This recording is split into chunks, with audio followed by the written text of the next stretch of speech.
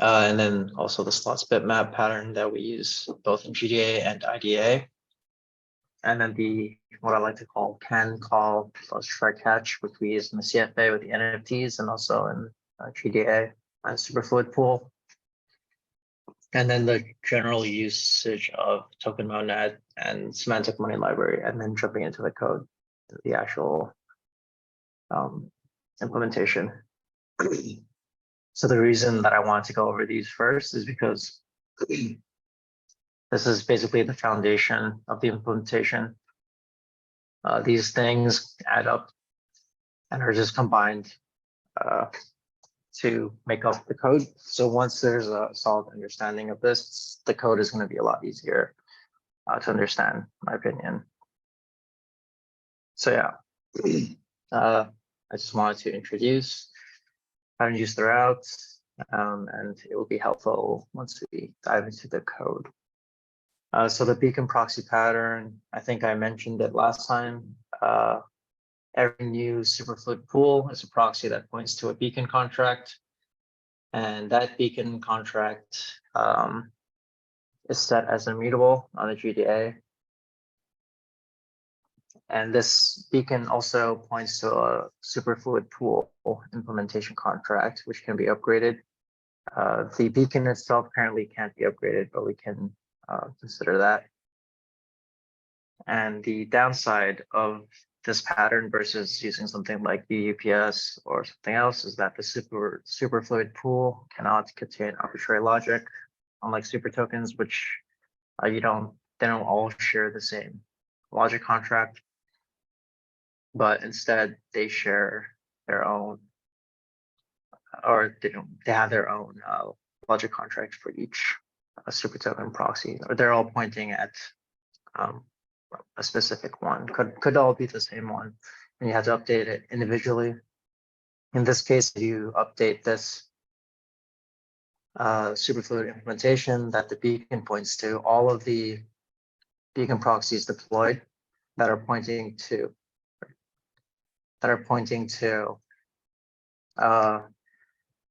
this beacon will see that in a logic. That's the upside.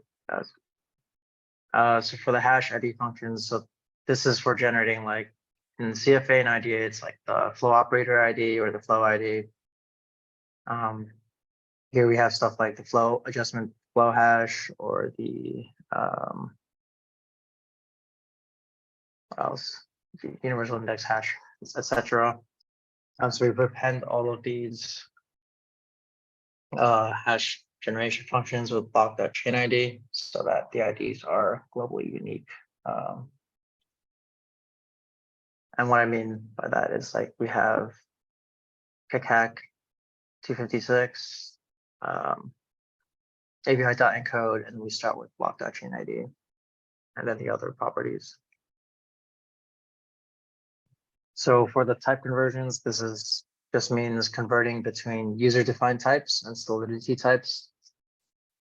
And this is needed because we're using semantic money library. So we're converting from the user-defined types to solidity types for the public interface so that other people can just get the solidity types.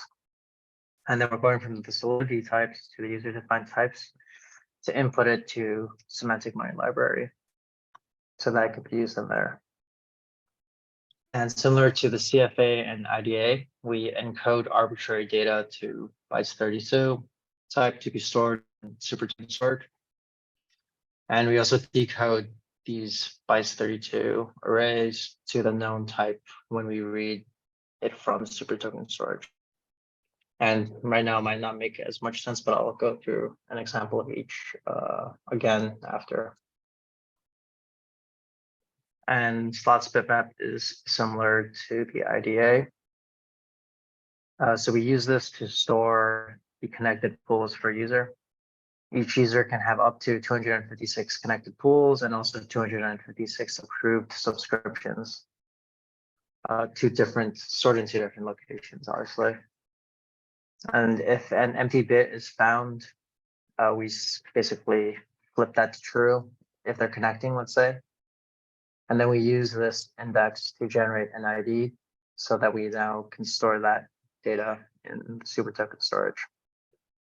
And this is used as a gas optimization when we're calculating real-time balance for the users. So when we're going to calculate real-time balance, we get all of the slot IDs that we have. So maybe there's one at index 0, one at index 5, and one at index 9.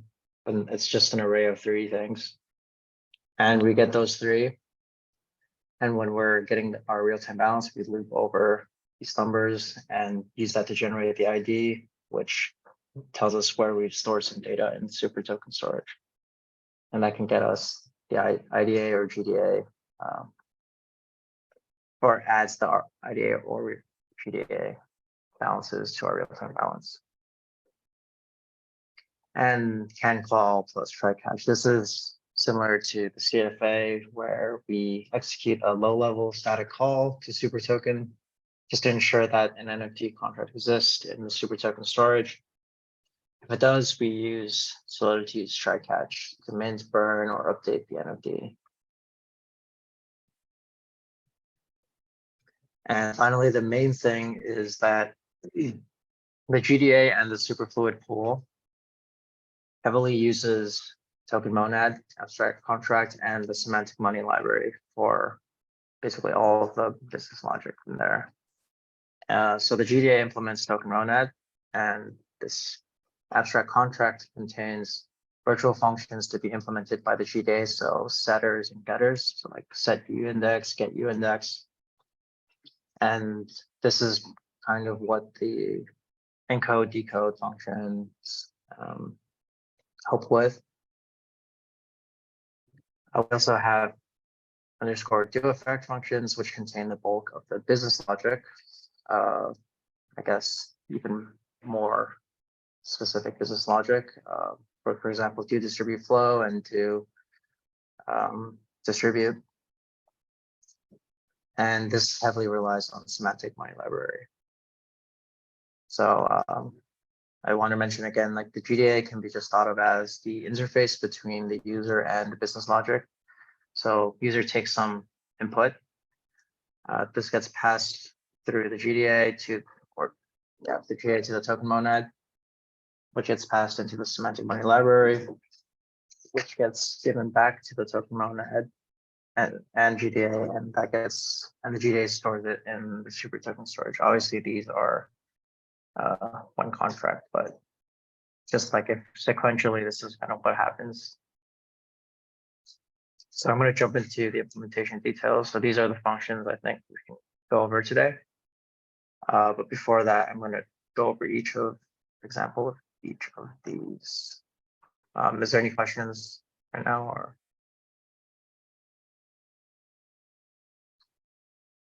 Yeah, is it too fast? I mean, I won't anyone paying sufficient attention with the speed. Please explain what a monad is. I was really thinking about it. Yeah, I could do that. No, No. so this is not possible. This is impossible. This is a joke. There's a well-known joke that no one can explain monad. So let's not go there. But okay, in all seriousness, it means the logic the logic are sequentially stitched together, or in another way of putting it monadically.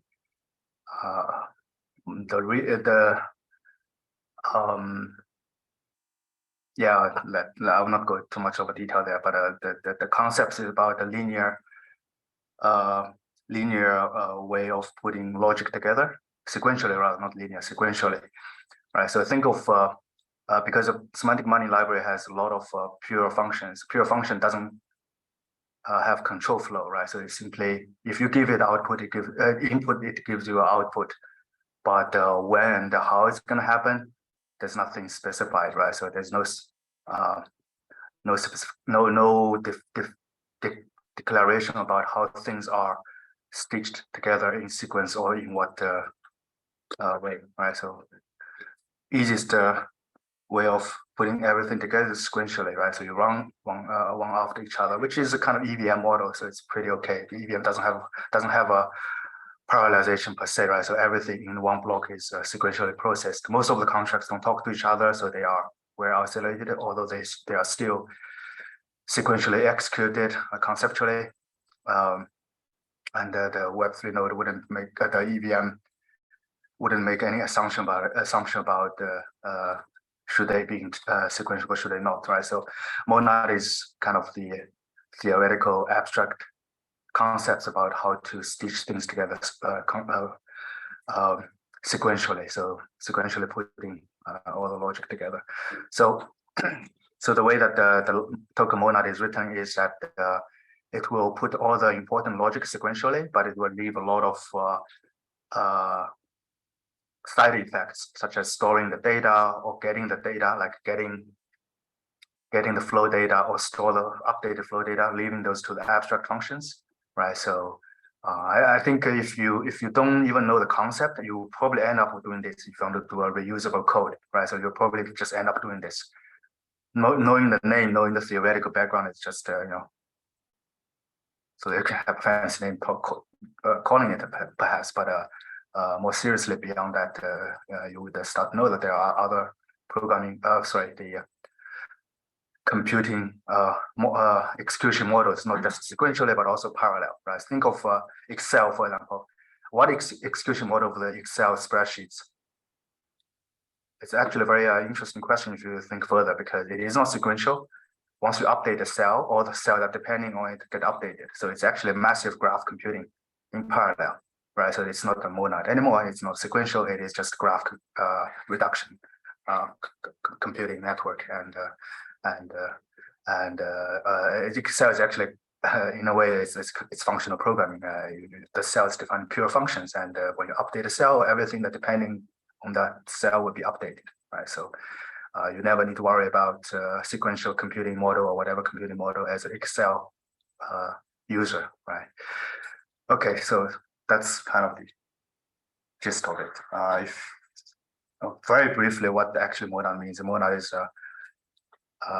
monoid in the, I can't even say that word. Yeah, I sent a photo, a picture actually. It's funny because it's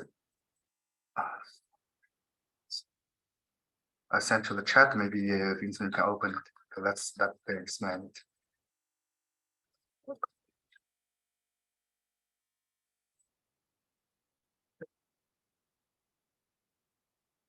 Yeah, a monad is just a monoid in the category of indofunctors, right? So that's kind of the joke. No one can explain it in simple words. The only way to explain it is putting more jargons. I think that's enough with it.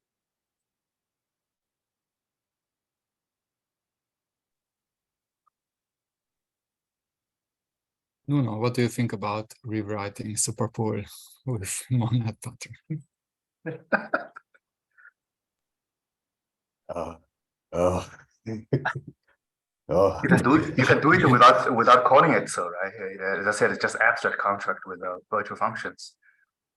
So they become reusable. In fact, if you look at Open Zeppelin, many contracts are trying to be like that. It's just maybe the name is scary, right? I think in case of Open Zeppelin, they simply call it an abstract token. I remember they have a contract called abstract ERC20 or something. I don't know if they still do that. Yeah. Yeah, your wife agrees. Yeah. Now it's in the recording.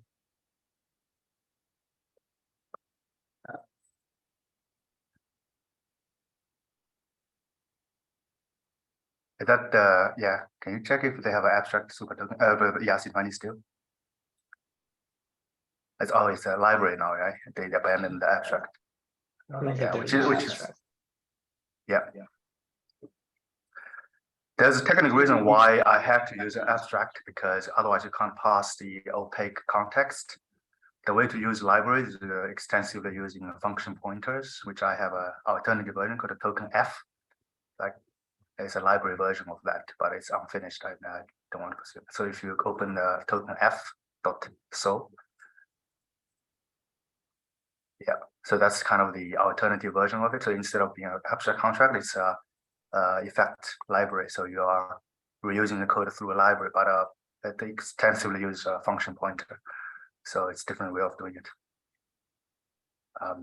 Two library cannot, but obviously one is library, one is abstract contract. So there's no way you can reusing the same contract between them, unfortunately. So it's really about writing a different style in a duplicated logic, right? So this one is experimental. I'm not using it anywhere. Would this one make it easier to deal with the contract size limit? Nah, not really. It's no, it's negligible. I don't know even which one. Probably it's less code. It's probably similar. This one, the reason I abandoned it is because at the time I was trying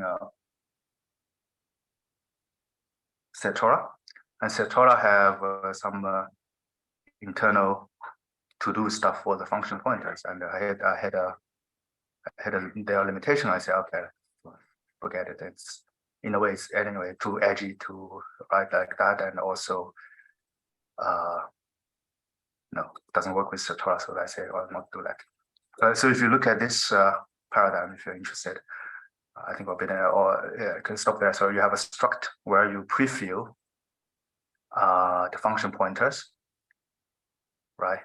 And then each time you call a library function, it will call one of the necessary function from the function pointer structs, as opposed to calling abstract function, right? So this is kind of like a V table, if you were in the C++, you know, you have a ad hoc implementation of V table. Because the library, you can't store anything, right? You kind of have to pass that V table as part of the initialization of the function call. So it's another way of arranging it. But I don't think I wrote, it was in a branch, I deleted the code. So I could have written a token, toy super token with this pattern also, which will be a very extreme way of using Solidity. I haven't seen any coder remotely write like this. So, but it's not necessary to use token monad, it's good enough. The only problem of token monad is probably the back and forth between your main logic and the virtual function. So the logic is sitting elsewhere, but that's the cost of code reusing using the abstract contract way, object-oriented way. So it's kind of a bit of a cognitive overhead to look at both contracts to understand the full flow. But the benefit is simply about the code reusing. So that's the reason. But we can move on if there's no more comments. So Nuno, would you write it in Superfluid? Or Yeah. every business. I like this approach overall. It's a little bit complex just to manage it in the initial design, but in the end it's way more polished. It's easier to reason about. It's a road. Yeah, I mean, I don't know about the reason part, but you have to do something, right? So if most of function are pure functions, which is the semantic money, the main library, then you have to put everything together. So the dilemma I had was, okay, I have a super token implemented once, the toy super token implemented once, and I say, oh, GDA also need to implement once. Then I have two places need to do the same thing, right? So now you have a code reusing problem, and this is one pattern to solve that problem, so that if I solve one bug here, then the GDA doesn't need to know how to solve that bug, right? Otherwise you have to code the duplications. Yeah, it does add to a bit of abstract contract and virtual function type of cognitive efforts, but that's just Solidity implementation. That's only facility you can get from Solidity to do this kind of reusing. Token F is another way. It's more extreme, but yeah, it's also. I don't know if that's easier to have a separate logic, but It's different style. I mean, have a look, and you probably will find the token F effects in Solidity are quite intriguing also to write. If you look at the token F, I just show one more thing before we move on. Can you go down a bit more? The idea of this is I can write this kind of code, stop here. Right, so I can pass the F to the next function. It can be like dot set, dot set, dot set, dot. It's like It's amazing. Yeah, Speaking that Fluent API, I really like it. It's way more functional. But just going back, and I don't want to drag the conversation to here, but I really like the approach. Okay, pure functions. Something is data, something is operating and mutating to something. And I really like this approach. It's not normal in Solidity, just because of the limitations of the language itself. But yeah, in the end, I think it's easier to reason about. But we, in the beginning, have to have a clear understanding of the concept of what we want to do. Yeah. And I think this is a good example. Yeah, I tried to create an example. I didn't write enough about it, right? But I don't know if it's easy to reason about if you don't know the concepts, because one problem that I have with probably the semantic money library itself is that there are a lot of prior concepts you have to know, right? I mentioned a lot of like monoids, and I think that's probably the only abstract concept there. So it might be intimidating if you didn't know the concept, but it's actually, I believe that it's not too big of a lift to just understand that. However, the next problem would be,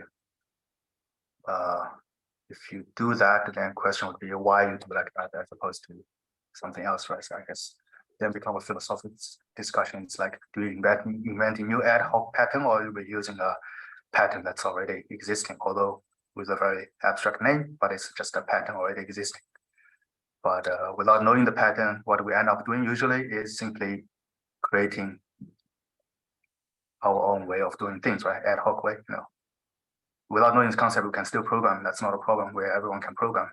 Knowing the concept will make you, do a very specific way. That's kind of the difference. People normally, even if they don't know the names or the concepts, tend to gravitate to these type of solutions. Yeah, because it's a more, so it's not formalizing Solidity, because Solidity itself, the mix functional object oriented, not being any of it is even worse, and more complex projects tend to gravitate for this type of systems. So I think it's pretty good. The first step, it's the only project I know that is literally formalizing this. Yeah, it's think of the language development, right? So all the natural language eventually evolves to similar structure grammar-wise, right? So one reason is because of inter-traveling commerce, right? So the grammar influences the other. So the closer geographically you are, the closer grammar is. But generally, even in a remote continent, the grammar is still geared towards similar pattern. That's the same thing here. I mean, nowadays we have linguistics knowledge, and we know how to abstract grammar out of existing language. But when people are developing language, they never know anything about it, about grammar, right? So it's just somehow our brain geared towards that. It's like same thing here. We are programmers, we get a language, we learn the syntax, then we come up with some code design pattern over time. But generally, eventually we're geared towards similar design pattern because of that, right? So because things just tends to go in similar direction without even without you knowing it. And that's the point of all these abstract data structure or pattern, is because that's what we tend towards too. And we're just doing an extra study of what the abstraction is about and how to formally define that abstraction. Then we can know better instead of each time come up with something ad hoc way, right? That's kind of the reason why this kind of thing come up with, and not just because of doing it for the sake of doing it. There's certain elements of it, right? It's like you're learning a dance move from the teacher, right? As opposed to come up with your own dance and no one understand. You learn from somebody else, so that you don't reinvent the wheel. Yeah, if everyone tends to gravitate to the optimized solution that we can compute in our brain. So that's why every civilization invents the hammer. So nobody knows who invented the hammer. Everyone created. And if you want to make a big structure, you eventually going to do a pyramid. So, and I think we are just writing formalizing it and testing it at scale. That's going to be important to the space, to solidity, and other language working on AVM style. I think this is important, and in the end, just to the user, to the consumer, that dot functions chain methods, I think is pretty elegant, and that's the part I say, okay, this is really easy to rationalize, to think about it. Yeah. So if you look at the GDA code, so there's no chain of function because it's not possible, right? So you're not passing a struct. So what you do is you do several do functions. Maybe there must be an example that you call do blah blah. All right. Yeah.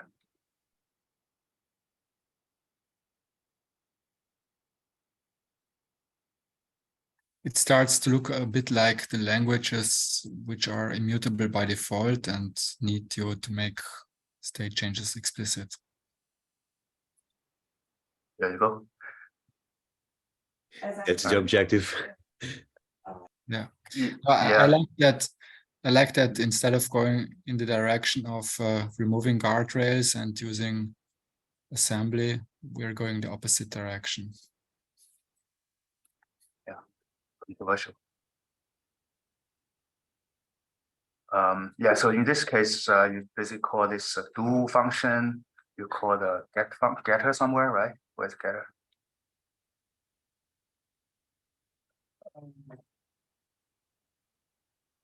Yeah, so there's getter. Yeah, yeah. Can you go in a different one instead? This one that just buffer, so it's not best example. Maybe create a flow or something. I don't know how to call it. Distributed flow. Yeah. Yeah. Here we go. Yeah. So you have two getters, one do, and then you have a setter, right? Adjust buffer and setting stuff. So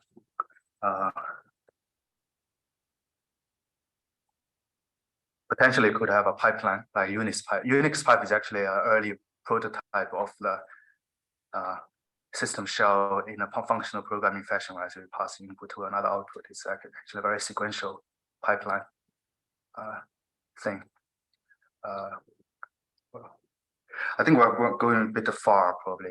It's an interesting topic for sure. We can discuss some other time, but I think if we go with the flow that Vincent gave, so probably we'll end up here still, so we can talk about that again in detail. But for now, let's go back to the flow, perhaps. Yep. So I'm just going to go over quickly the different examples. And so first, I guess the beacon proxy. When we initialize this contract, we pass in a beacon. This is deployed previously and already pointing to a specific Superfluid pool implementation. And so whenever we create a pool, we just use this deployer library. And we created a new beacon proxy with this initialized call data. We initialize it with admin and token at the same time as when we're deploying it in the constructor. Yeah, so that's the beacon proxy. This will go by really fast, by the way, this next few, because these functions are extremely straightforward, in my opinion. So may I ask, what does yeah. updating the beacon proxy look like? Yeah, let me see. Updating the beacon proxy would mean would look like updating just what this points to. So I think I have. Is the update code also in the logic, like in our existing UUPS proxies, or is it in the proxy? It's in the beacon. So the beacon contains one logic contract, and all of the other proxies are pointing to this beacon. So if you upgrade the implementation contract of that this beacon is pointing to, all of those superfluid pools will see those changes. So beacon here is the proxy. Yeah, let me draw. So we have this is beacon, and it holds a implementation. And then whenever you deploy a new proxy, beacon proxy, this is pointing at this beacon. So all of the beacon proxies that are, or all the superfluid pools that are deployed via the GDA, which are the only ones that we allow, will have this will have the same code and also be pointing at this particular beacon, which points to this implementation. Yeah, so it's kind of a meta proxy. No, Yeah. I'm asking because I wanted to add if there's any protection against accidentally upgrading to, let's say, a wrong implementation like we have in the UPS proxy. Yeah, this is it. So we have the Right. Yeah. proxy UUID check of the new implementation and then the existing implementation. If those things don't match, then it's not going to work. But if it does match and everything else is different, I mean, it's still going to break. But it's the same check that we have in. Okay, perfect. The UPS proxy, or this one. So it's this check.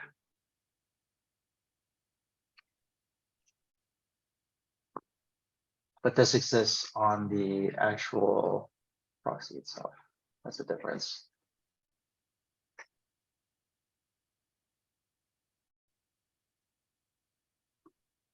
Okay, I will continue. What is this?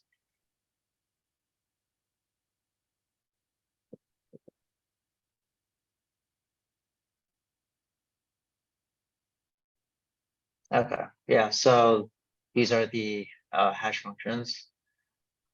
Basically, Hack 56, API encode, and then, you know, the stuff that we want to encode.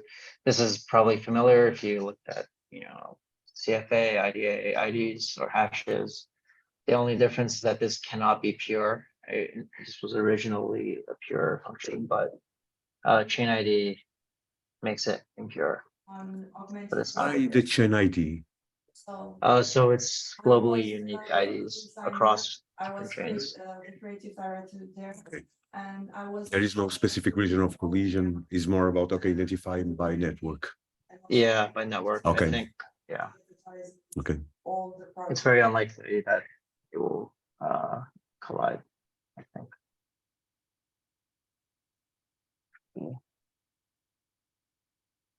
But yeah, it does add that extra element as well. Another thing we have is just type conversions. I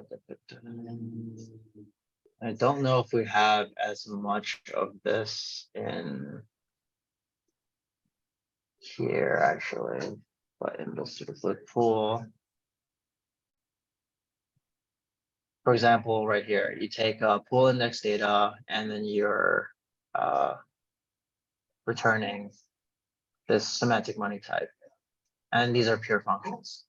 And so I guess like what you said, about having pure functions and then also like the state modifying things, it definitely does help a lot with making things easier to reason about, and also just making it easier to test, right? Because you have these different, so these three things, this is not actually pure, I lied, but these two are pure. So you're converting these types, you're encoding and decoding data that you're getting from the storage. And then you can just do property tests on them to make sure that they're solid. And at least that part is Yeah, I think. pretty straightforward. yeah, And then all the Yeah. rest of the that's logic true what is you're in the saying. I was remember when. Basically, I was touching this code to implement the solvency, and Mhm. with this type, I can pick the level of detail I want to go. Yeah. So Yeah. I would, okay, this is a proof function. I know, I don't need to know the mechanics, what we are shifting inside. Exactly. I just, it's pretty, you have to have some background, but it's after you get to the flow, it's pretty easy just to go through the code. Yeah. Oh, Exactly. he's doing the index here. Perfect. And then when. Exactly. Yeah. You can, because you can just, it does require a bit of an assumption that, okay, these are just working as expected because they're doing pretty simple stuff. It's just like, yeah, shifting some bits. And as long as it's sufficiently tested, then like, okay, it's probably fine. Should we test more? I mean, I haven't checked your encoding decoding part, binary stuff. Yeah. Is it tested with the Foundry, the property-based testing? Yeah. Okay. Good to know. Otherwise, I would be scared. Did you use ChatGPT to check? You say, No. can the space say, ChatGPT, tell me, is it correct or not? It helps sometimes. And you post a link to the ChatGPT test as a proof in the comments, say, ChatGPT says, okay, don't blame me. ChatGPT became dumb for some reason. Because they're censoring it. Oh, you know this Family Guy, there was an episode about cloning Brian. Oh yeah. Right? And the whole episode was about the cloned version become dumber and dumber, eventually disintegrated, become a pool of goo. I have the same feeling here. Which makes sense, entropy, it just started with somewhere and eventually decays. Maybe that's where we are. It would be funny if half a year ago we had the smartest AI we will ever have. Oh, don't be so pessimistic. Come on. Although maybe that's a good thing. Anyways, moving on. Yeah, so the other part of this is the encoding and decoding. And this is, yeah, shifting bits, basically. We have some struct, and we convert that into bytes 32 array, and then we take a UN256, which is basically going to be this, and we decode it. So this is heavily tested. Well, in fact, this one is actually very suitable for the built-in SMT checker type of thing. This is very mathematical and short. It's functions. yeah, it's symbolic. Yeah, symbolic. Well, SMT checker is not symbolic, but symbolic is different. So that's slightly nuanced. So SMT checker will check your will do the automatic theorem proving for you. You say you want to prove that this always matched out. So whatever input you give to the encoder and you decode it, and you always give to the original input. That's a simple property which I believe you can try with either SMT checker or either try with HEVM, the symbolic execution engine to check that. Both can give you 100%. If we don't have 100% proof without having to Foundry property-based test. But on the other hand, Foundry property-based testing probably good enough, but I'm not super sure about their technique. I mean, I read into a little bit how they wrote it, and they are far from an ideal property-based testing. So there might be a blind spot because they take a rather naive approach how to do sampling, because property-based testing is really about sampling. I have this suspicion, but in general, it's better than you handwrite a couple of test cases anyway. Yeah, exactly. So this at least tests, I guess, 256 different values for each of these, for each run of the test. You can increase that if you want. Yeah, so 256 by default, right? So actually, I had a couple of more involved examples that 256 samples didn't manage to find the counter case, especially when dealing with state machines. So what I did is simply tune up to 1,000 or 2,000 samples without slowing down the test much. I think that's kind of easiest thing you can do. In this particular case, probably doesn't matter, but because in this case you test edge, right? Test zero value, test maximum value, and something in between, random sample it, and that's sufficient. Most of that topic-based testing has good heuristic around that. Yeah, exactly. I guess the next level, if you want to know that it really works for all values, then you would do symbolic. For the slots bitmap, so yeah, this is for storing connected pools for users. Whenever you connect to a pool, we first find and fill mentions the map. I'm not going to jump into this implementation too much, but you basically find the empty slot and fill it. When we list the connection IDs, this makes sure that we're just listing the only the IDs that we need. So let's say you have something on slot ID 1, 3, 5. It's just going to list an array of 3 and not like 0, 1, 2, 3, 4, 5 because there's nothing in the other ones. And this is also used in our real-time balance of function over here. Phone number data, pool. And yeah, I guess this is just to assert that they're in the correct pool. So basically the same logic as here.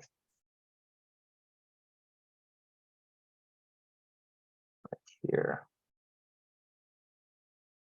Although this does also get us the additional IID.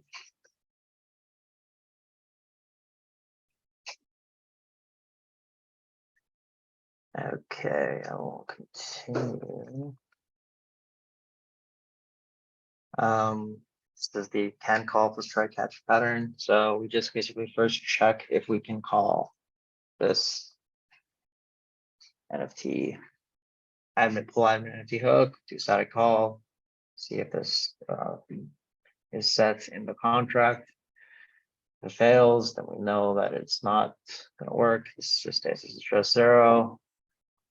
We go back here and we just skip this. Well, we should be skipping this. Yeah, I need to add the code for that, but skip this.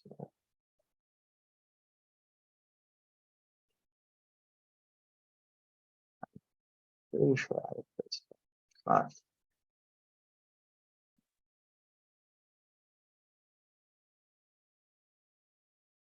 Then we do the same thing and Superfluid pool as well. So can call, it's not equal to 0. Do this. Otherwise, we just skip it.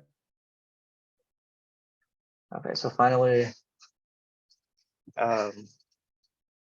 we were basically previously jumping into this token monad a bunch. And as mentioned previously, most of the logic really just rests here. So the actual order of things that are happening and, you know, even a further level down in the semantic money library, we're just taking some inputs, passing it into here, and then it returns the output, which we can use to then store into the super token where needed. So an example of these set get functions. So we have like all of these, let's say.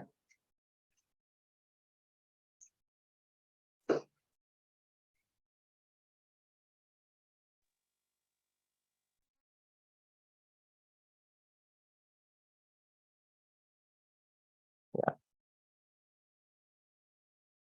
And all this is doing is retrieving it from storage and decoding it. Yeah, can I jump in for a quick interruptions again? If you can remember your flow.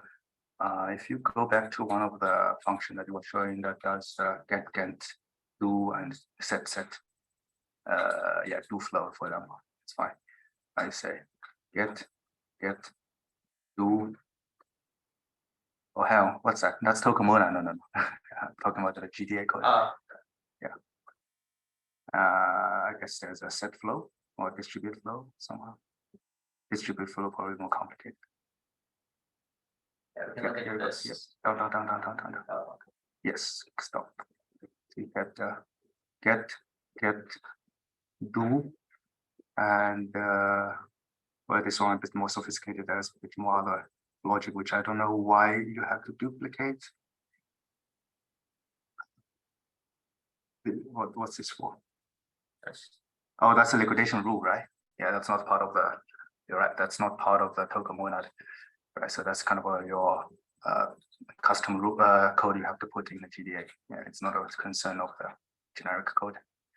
But what I want to highlight is let's think of, since we're gonna be on a tangent here. Where's the setter actually? Probably a bit more down, right?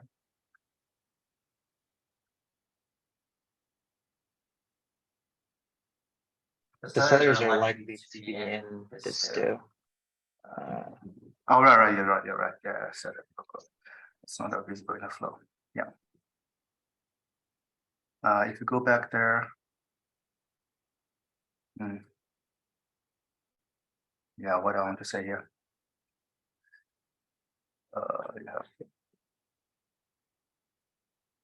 Yeah.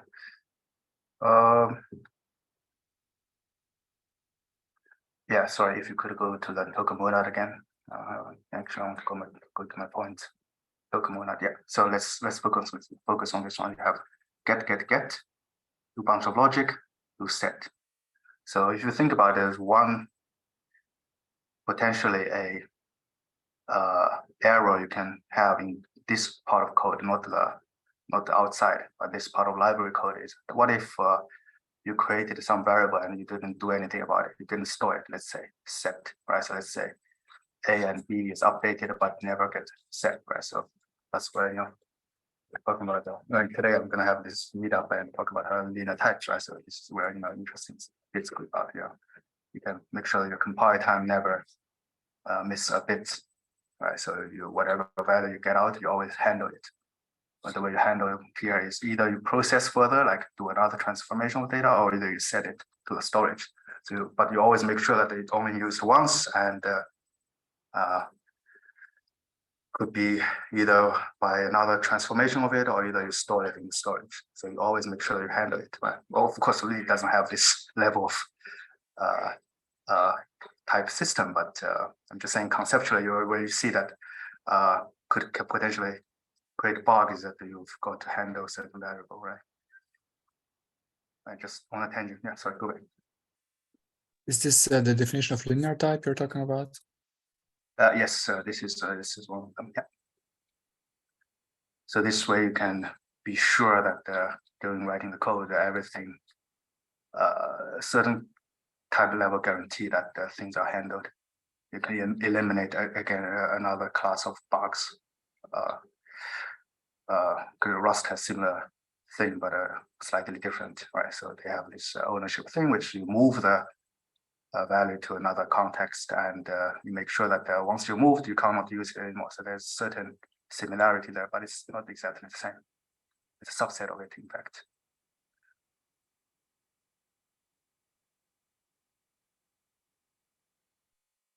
Does it mean that if it's a linear type that you must use it, or you don't have to necessarily use it?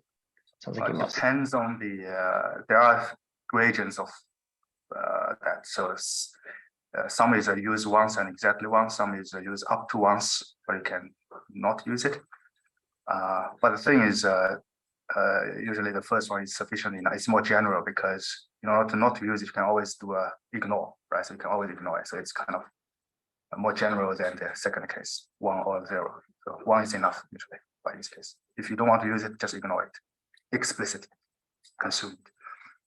That's more general. It's very useful to send a transcript after that.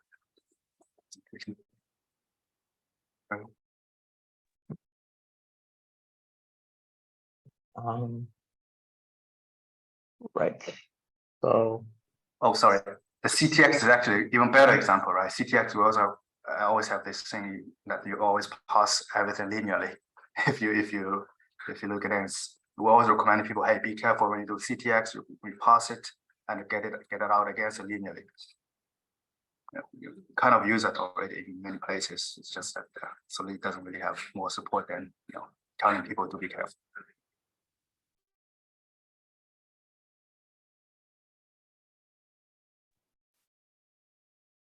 right, so basically we have these functions, they're all implemented in GDA.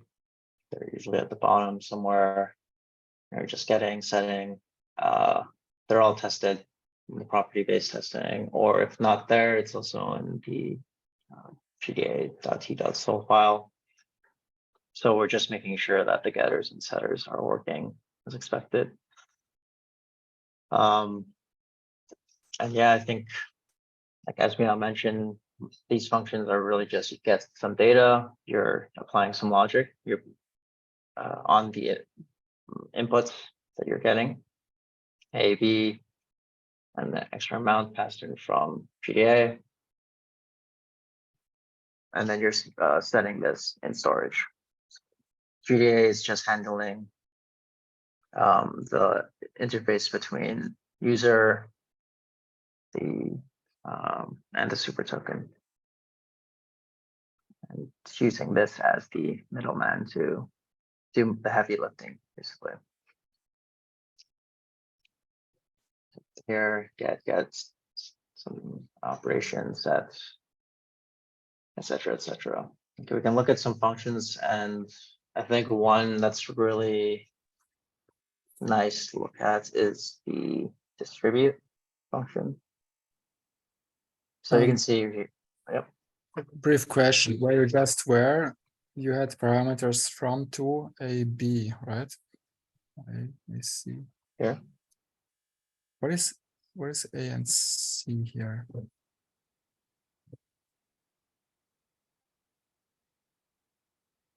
Yeah.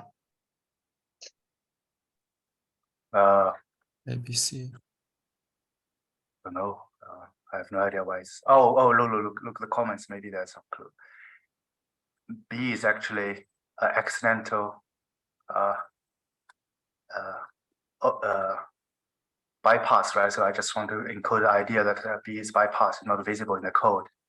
You see what I mean? Right, you see, okay, so let's do that slowly. So the code is about distribute via pool, distribute instantly, right? Instantly. So B is bypassed because it's not needed.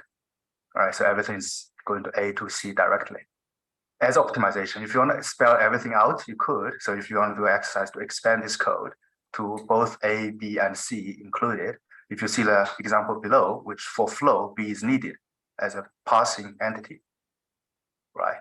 But for the transfer case, there's optimization. So I could do the same way, like the writing both A and B and C, but it will turn out in the code just by looking at it that B is not needed. Then what you can do is simply,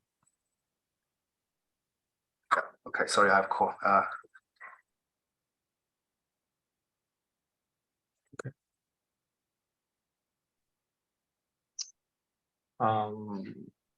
Right, so we can look at the distribute function just to see like how simple it is because of having this. If we first do some authorization, some checking of more authorization, I guess, and sanitization of user input, and then we just call this. And all we need is to get this out of it, and we emit an event. Also some more checks here. But this really just simplifies the GDA code a lot in the sense that most of it is abstracted away into here. So yeah.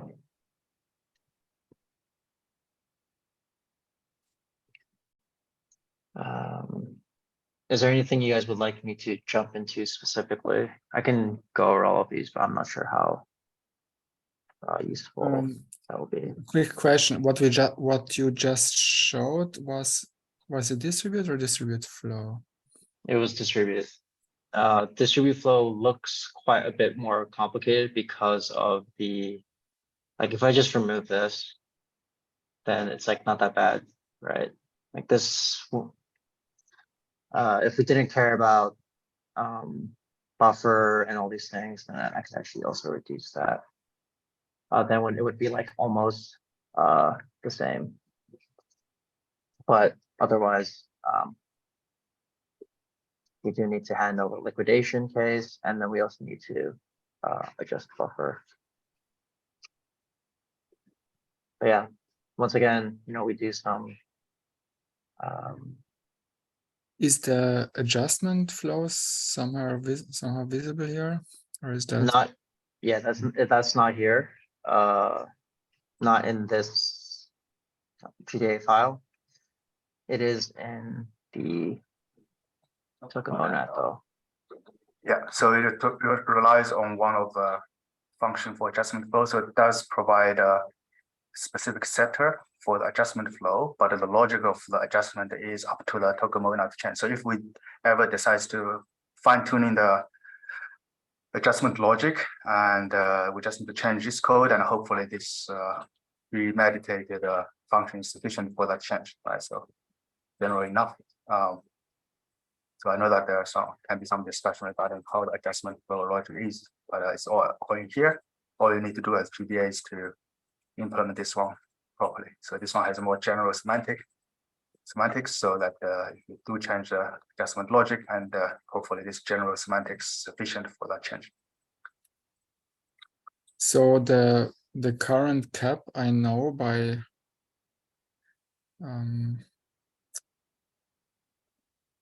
so if I do a distribute flow, does it return me the,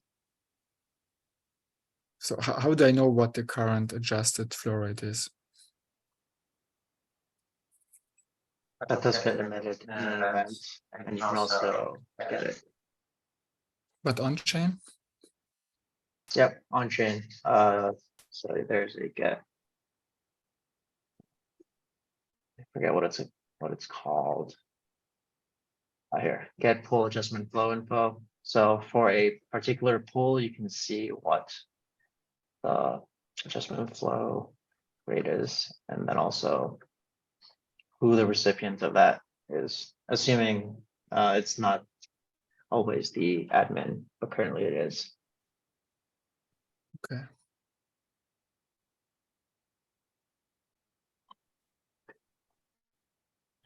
Let me just. So all of these all agreements, especially with connect, disconnect, distribute flow, it's pretty much the same pattern. We do some validations, authorization again, get some stuff, pass it to this to distribute. This handles most of the calculations and the business logic, and then here we have the liquidations logic, which is exactly the same as CFA. We adjust the buffer. I really hate that structure thing. The stack bars. I think just on the record, I mean, the reason we are still doing it, I guess, is just because the via compiling mode of Solidity turns out at least 10 times slower than the old code gen, right? Shockingly. That's kind of not tolerable in a founder stack. Things that usually wait for 2 seconds. Our code base is big enough. We need to wait 2 seconds. But 2 seconds is still not a big problem for all brain, but if you turn on the VIR, which then eliminate the spec2D problem, but the code gen is probably 10 or 20 times slower, right? That's kind of noticeable when you're changing from 2 seconds to 40 seconds. Ideal Yeah. solution would be if we could somehow, because for local testing it's a dev chain, so I feel like it should be possible to tune these parameters for this local dev chain. No, that's not the problem of, and you can't, I mean, you don't really want to change EVM semantics, right? EVM has this stack, how many variables? I can't remember, 8 or something. Yeah, some small limitations, some small numbers, and then you can always use that stack variables, stack frame creatively. That's how you bypass the problem, right? So, but the old code gen never. I think the way they created old Solidity is simply creating, a lot of shortcuts, and that's one of the most annoying shortcuts they create. But I understand them if you have to handwrite 5,000 lines of code, C++ code for generating byte code at a time. Not even you. I would definitely optimize for writing less code. Maybe that's why they take shortcuts. Nonetheless, they have that problem. So the new code gen simply say, we use 8 variables smartly so that we only use 1 or 2, and then you use because the memory space is sparse and unlimited for each transaction, so you don't really have this limitation in the fact. It's just how the stack frame was. I don't know if you know how the stack frame works for the EVM, right? So your stack frame, you have like 8, 16 or 8, I can't remember words, and then you. The easiest way is simply writing similar code that's similar to what you are doing. Simply you say you use one variable to link all the variables you need. So as opposed to it's like using one stack variable to reference to everything you need, the rest, right? I mean, then you would argue why the old code generation doesn't do that. Well, I think they took a shortcut and everyone's paying for the price. So does you will do the same under the hood, or how does it solve it? So the new code gen will be okay. You have Solidity, right? So this is Solidity. You have the VIR code gen, which is new code gen. VIR, which is VIU basically. You generate the U code, and U doesn't have the concept of stack. It is machine agnostic. And when the U compile to the EVM bytecode, it will simply does exactly what we're doing here, which is using one variable to link to all the other variables. So they basically solve it once and for all in that sense.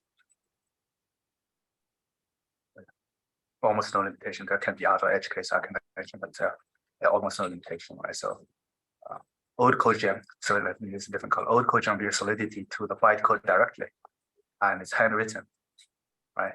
So that bytecode, you have to kind of stack the variables for to the stack frame, right? This is one stack frame. You have stack a variable there, and sooner or later you hit the stack problem, right? But this is standard technique to bypass a problem. You write one variable that links to all other variables you need, right? You handwritten it to bypass the stupid old code. So what if you hack the EVM for local testing to have a bigger stack frames? That's a terrible idea. That's what I'm saying. Is it though? It is, because then you create a test environment that is not fidel to the real environment. That's the last thing you want to do. Foundry kind of bypass one rule, which is deployment size limit, because Foundry decided to write everything Solidity, right? The test environment. That means that you have a contract easily exceed the contract limitation, size limitation. They bypass that rule. So that is no longer tracking the original rule. But beyond that, you don't want to make too many exceptions, because then you have easily can have a case that the test locally works, but when you deploy, everything blows up and you don't know why. And that's a terrible idea if you want to change semantics of your test environment just for the sake of bypassing this problem. Yeah, for the test environment, yes. I'm just wondering if there is some hack you could apply for the DDD session itself, and then for CI, etc., you can still enable the VIR and accept it to be slower and not accidentally push bad code, because having to do this nasty manual workarounds in code in production is also kind of terrible. So the question is, what is more, what is less terrible? Yeah, I don't know. Maybe I'm curious to understand more from people who are responsible for this and why it's 20 times slower, right? Like, what's fundamentally slow about this? Is it more default optimization code or what, right? So 20 times seems a lot. Yeah, I mean, I would guess fully that at understand. some point, I would guess at some point there will be a release and comment, and by the way, it's 10 times faster. At least I hope.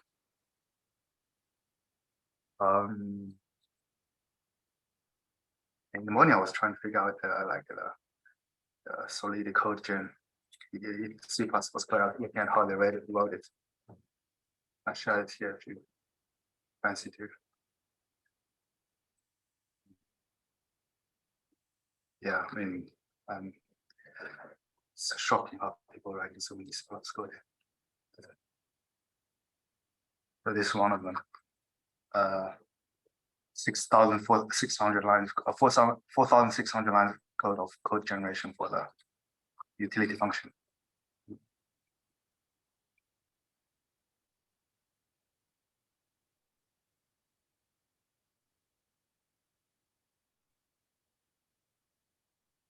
And I actually don't know where the old code gen is.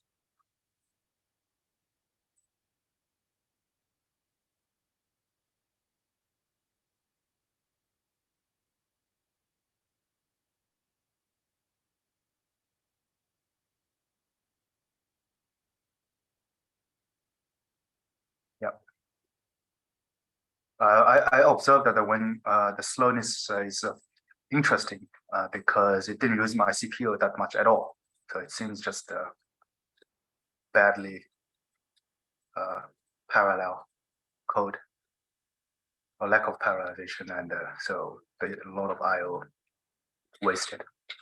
So I'm sure if they with the proper time and could be much faster.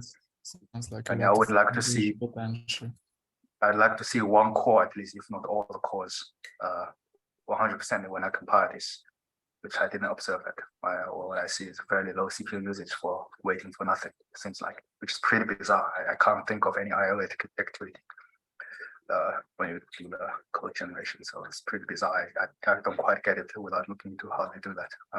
Understand why it's like that. But yeah, 2 seconds to 20 to 40 seconds seems a bit of too much of a sacrifice. Well, although we came from all the way from truffle and what's the other one? Hardhead. Right. We didn't complain much. Or we didn't. No, the complaint would have been futile. That's why we probably didn't complain that much. But now you have a choice.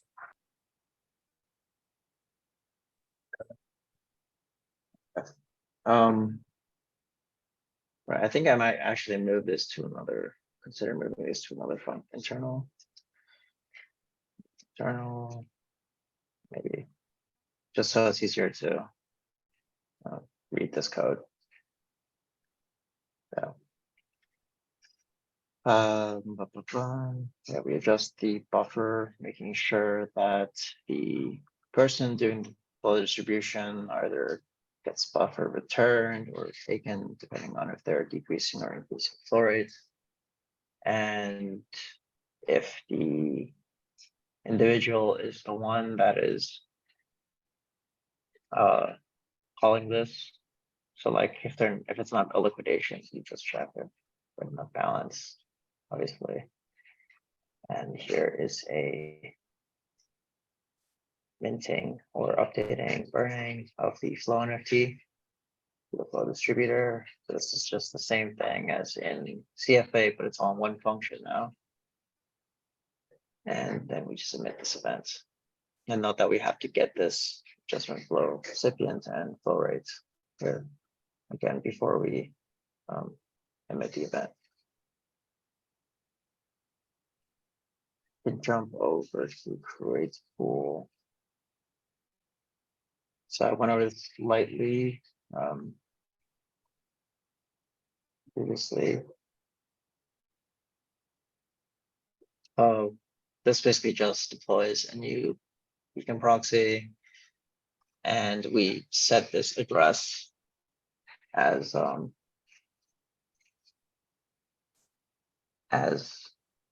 pool. This is his pool state slot ID, and then we mint a pool admin NFT to the admin, and then we mint the event. Is there a way currently to beforehand know the pool address so in order to do interesting counterfactual stuff? I guess if you use like a forked network, but one other way would be to use something like create two, but then we would need the salt to change every time, I guess. And I'm not sure what we would use for that salt. Could be like a counter or something, but yeah. And also the beacon chain binary has to be fixed.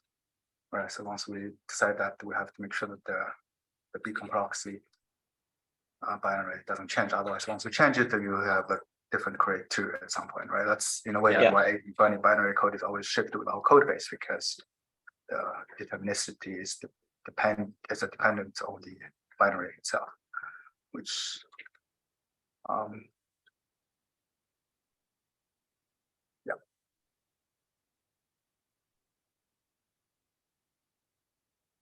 Yeah, so there's no way of doing counterfactual. I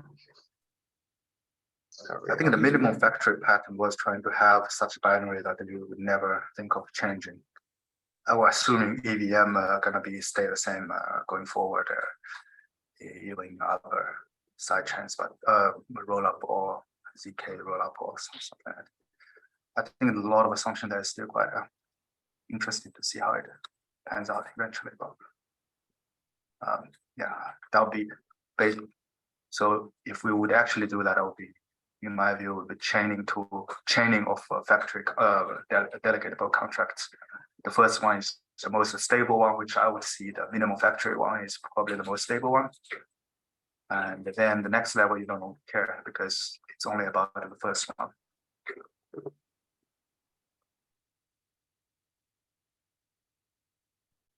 Yeah, okay, I'm gonna continue to connect pool. Yeah, same thing again. They all follow very similar patterns. I'm sure at this point it looks pretty repetitive now. You do some authorization, you get some stuff. And we use the slots bitmap. We write to storage here. This actually also calls the Superfluid pool and either connects or disconnects the member from the pool. And here we terminate the agreement, and we also clear the slots bitmap connection.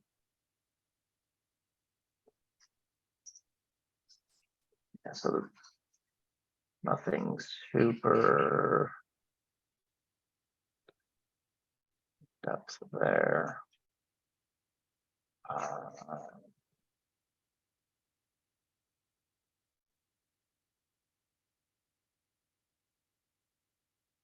So here we also have update member units. This is the Superfluid pool stuff, and yeah, probably gonna look fairly similar as well. We do some gets, some checks, gets, some conversions of the types that I was mentioning earlier. So we're taking the local type and converting it into semantic money types here. And then we call some internal function in this case if the member is not connected, basically helping them claim their units, and then also shipping disconnected units. As we're updating the number of units. So basically, if the number of units of this individual has gone down, we're just subtracting and getting the delta and setting this for the pool. There's a representation of all of the disconnected members pool, properties for this pool, and we're just modifying the units here.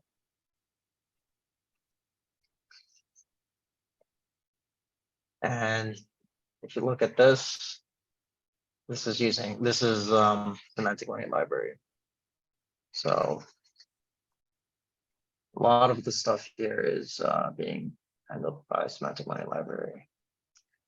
This is something, I think we went over this last time, I forget, but yeah.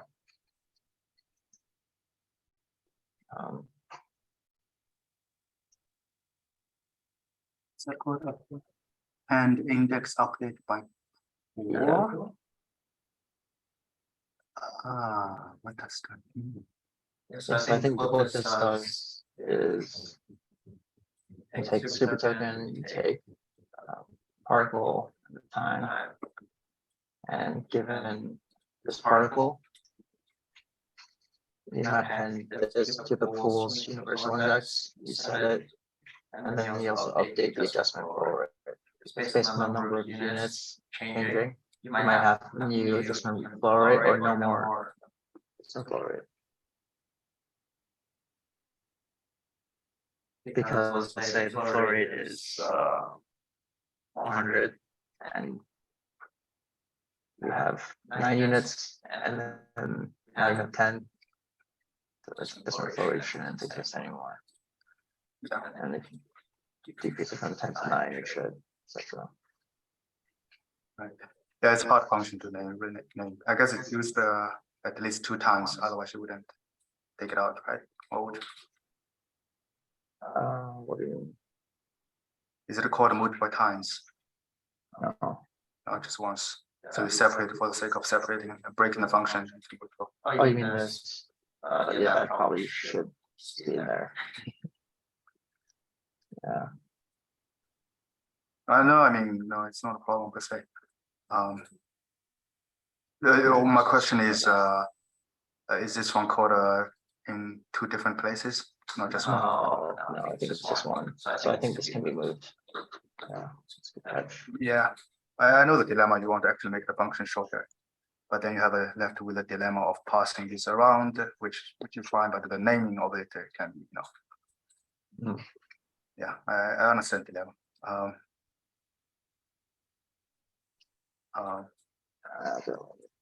I think probably, I mean, I don't know if you do that when you write TypeScript or JavaScript, is that you write a scoped function. So internally to this function, you write a one so that no function outside can use it. It's more of a way to, it's more of a coding style, kind of layout style, right? So you write a helper function within that function so that no one else is meant to use it.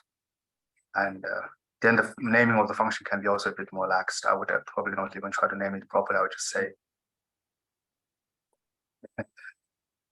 maybe even single letter ones at some point.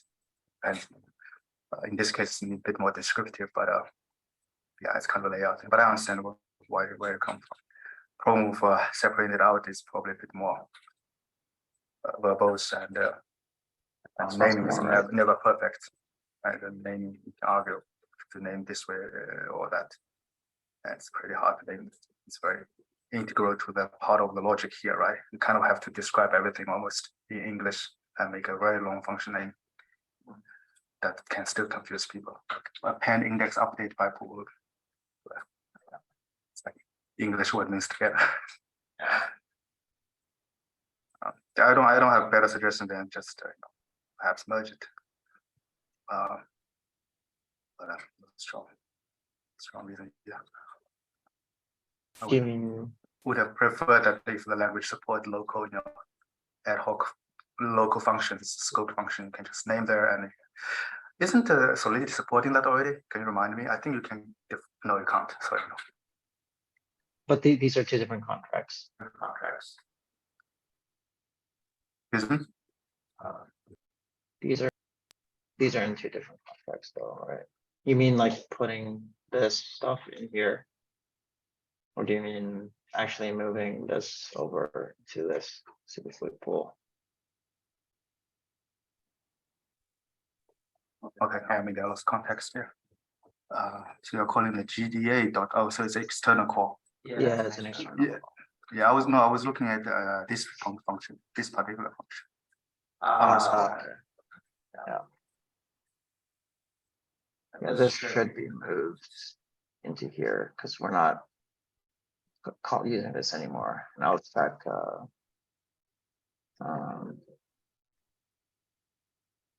Once because there's no point in just using this once. Yeah. This one's fine. Yeah, this one's fine. I think it's because of the first parameter. It's kind of the pattern. Yeah, that's fine. I lost context. Yeah. But this one is creating the first parameter, like just Yeah. I guess it makes it more explicit what's happening there. But that's also, but I think it's just a pattern in the code. It's all done like that. So there's external function, you pass to internal function with the same name, but with a additional first parameter. It's code consistent style.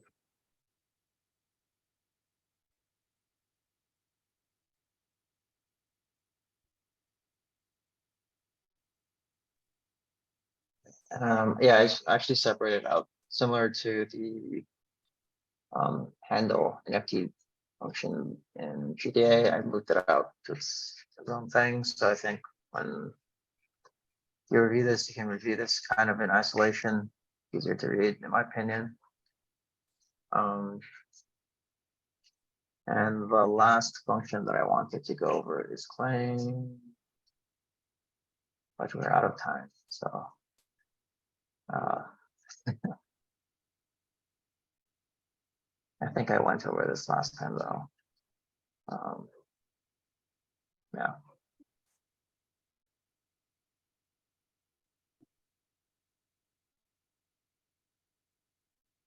Uses GDA, pull that set of claim. And it just does a shift there, at least.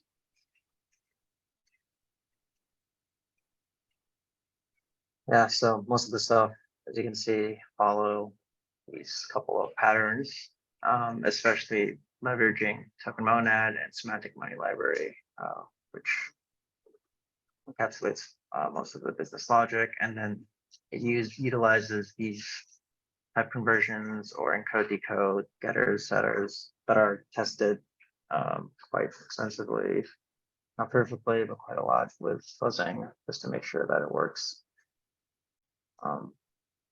Yeah, that is it. Are there any other additional questions or anything unclear? One question. The added functionality wasn't yet added to the super token library, right? Which one? The super token V1 library. What do you think about? I didn't check the PR, but do you think about from the start? Or is it already there? Yeah, I've had it. It's already on. Or we're gonna. That's nice. Okay, that's something I want to check. Yeah, it's not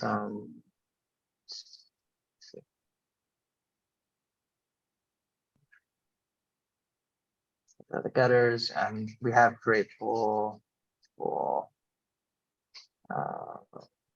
nice pool, distribute. Well, I didn't add the super fluid pool functions here because it's not really a super token. It's taking a pool, but I don't know your thoughts on that. Yeah, I need to take a look because I'm interested because I consider that a kind of a preview to the V2 API.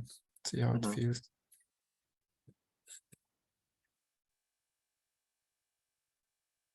Cool.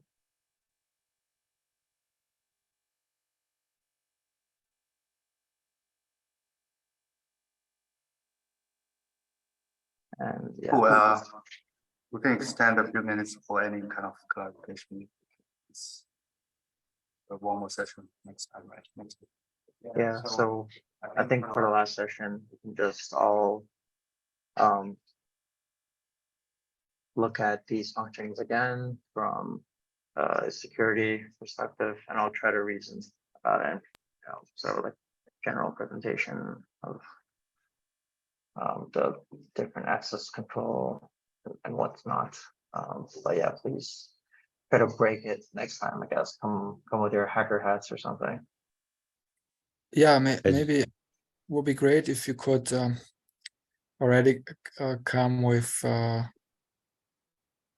and I don't know what a good format is. So basically, Mhm.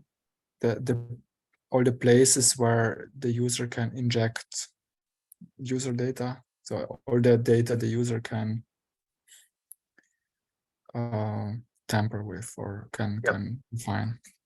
Wherever they can put in some data that we are not expecting. Yeah. And wherever there's paths to call into arbitrary code, I don't know if there's any, but Mhm. I think that's the two places to focus on.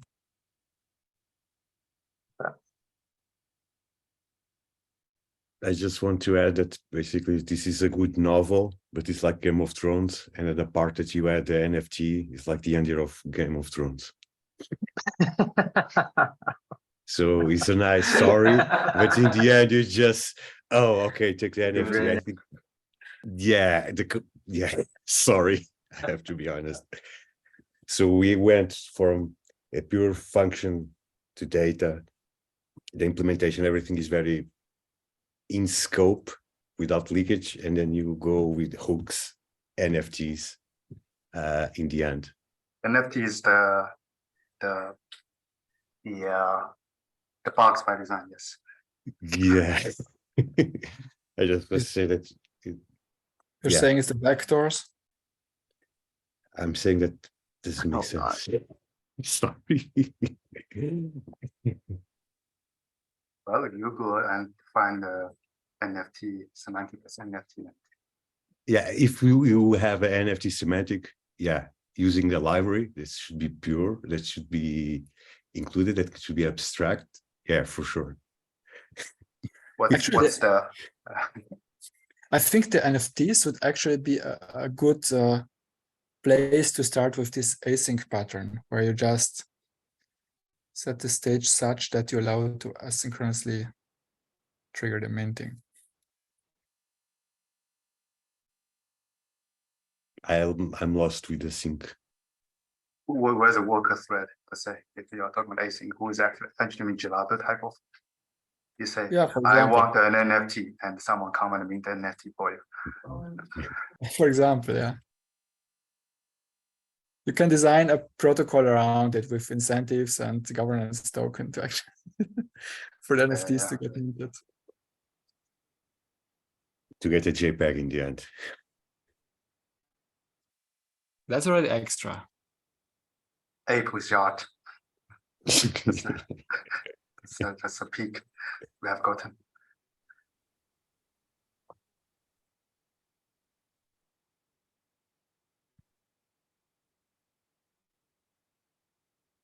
You have to stream somewhere in order for somebody to serve you the JPEG. JPEG will disappear when you stop paying the subscription for it. Oh, that's actually a good idea.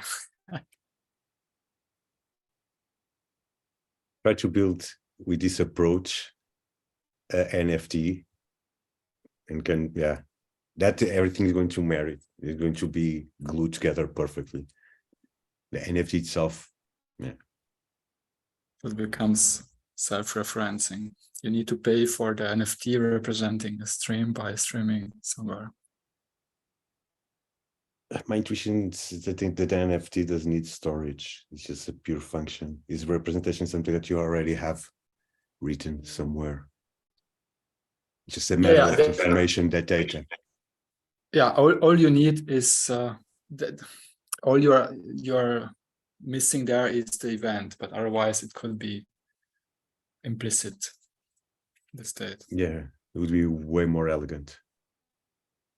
But that you can already do. So you could say, if you need the event in order to have tools show it, then, well,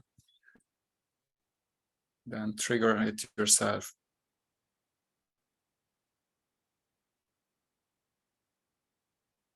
So for example, if you would want to represent an NFT, to have an NFT representing you getting a stream via a pool, that's what you would need, because you cannot scalably trigger an event for every receiver. But you could have the state. So you could have a function which, if you create, tells you yes, you have it.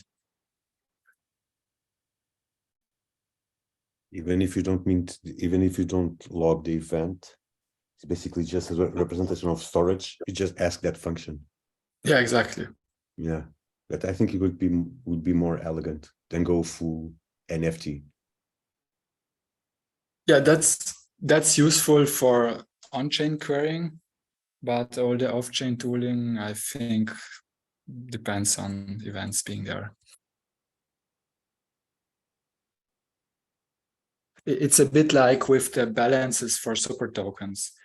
If you get a stream, then off-chain tooling, which doesn't explicitly support super tokens, will show wrong balances because it often relies on the events to do the math or to at least trigger an update.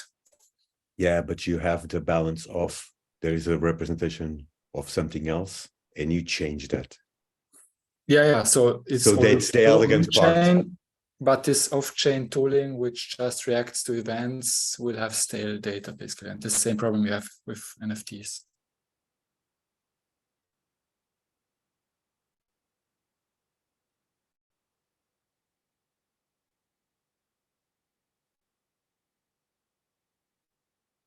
Right, it seems that we don't have a really question to the GDA platform.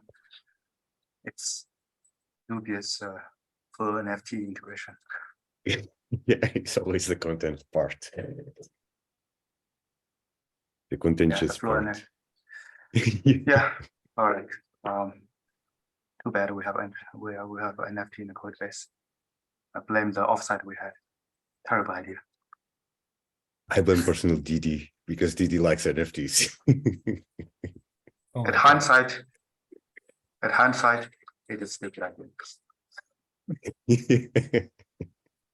NFT. No, just kidding. Actually, there's something good about it, which I haven't found it. Yeah, future utility that we are still thinking about it. It's going to be important later on. Maybe we should have given it a different name, and just happens to implement the 721 interface, but refer to it a different way. Yeah, the people behind NFT are left for AI, so we don't fight for them anymore.